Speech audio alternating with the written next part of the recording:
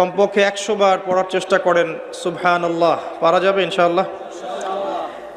100 বার চেষ্টা করেন সুবহানাল্লাহি ওয়া বিহামদিহি, সুবহানাল্লাহি ওয়া বিহামদিহি। মিজানের পাল্লায় দুটো কালিমা প্রচণ্ড ভারী হবে, সুবহানাল্লাহি ওয়া বিহামদিহি, সুবহানাল্লাহিল আযীম। চেষ্টা করেন প্রত্যেক দিন কমপক্ষে 100 বার এতটুকু বলা, আস্তাগফিরুল্লাহ ওয়া আতুবু ইলাইহি, আস্তাগফিরুল্লাহ ওয়া আতুবু ইলাইহি।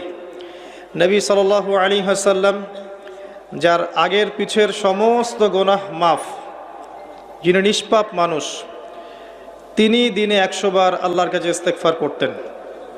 সেখানে আমাদের কতবার পড়া উচিত আমরা নিজেরাই বুঝতে পারছি। কমপক্ষে 100 বার বলতে চেষ্টা করি আস্তাগফিরুল্লাহ ওয়া আতুবু ইলাইহি।